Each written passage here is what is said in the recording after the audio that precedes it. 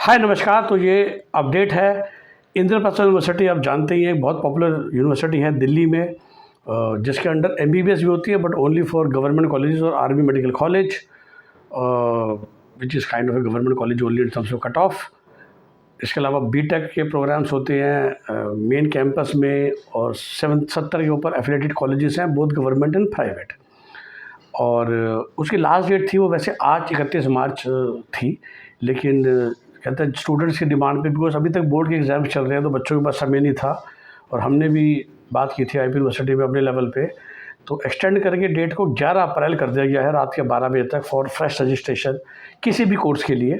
आप जानते हैं आईपी यूनिवर्सिटी के मोस्ट ऑफ द कोर्स में 2 तरह से एडमिशन होता है। नेशनल लेवल टेस्ट जैसे वही एमबीबीएस, जिसमें नीट यूजी में बैठना पड़ेगा, बीएलएलबी जिसमें क्लैट या सीयूईटी जो सीयूईटी होता है। बीबीए की बात करेंगे तो आईपी का अपना पेपर है first choice followed by CUET. BTech की बात करेंगे तो JEE Mains as a first choice followed by CUET. तो वो सब ब्रोशर्स में लिखा हुआ है डिटेल में। तो ये जो दोनों तरह के बच्चे हैं जिन्हें नेशनल लेवल के थ्रू लेना है या आईपी का पेपर देना है, और वो भी कई तरह से होता है। मैं आपको बताऊं, जैसे कि एक एमबीए का जो है उसमें आप कैट के थ्रू भी टेस्ट ले सकते, सीट मिलती है, सीमेट के थ्रू मिलती है, और फिर आईपी का पेपर होता है। आप जब रजिस्ट्रेशन करते हैं आपको 3 अलग अलग रजिस्ट्रेशन नजर आते हैं। You have to actually register yourself through CAT, through CMAT और थ्रू सीयूटी। और आपको पता होना चाहिए कि कैट की प्रायोरिटी हाईएस्ट है, तो अगर आपके पास कैट का चाहे कुछ भी स्कोर है, you will be get more priority than CMAT और सीईटी। तो फिर आप सिर्फ कैट वाली का उससे रजिस्ट्रेशन कीजिए। अगर आपने कैट का एग्ज़ाम दिया ही नहीं था तो सीमेट वाली से कर लीजिए, सेकंड प्रायोरिटी सीमेट की है।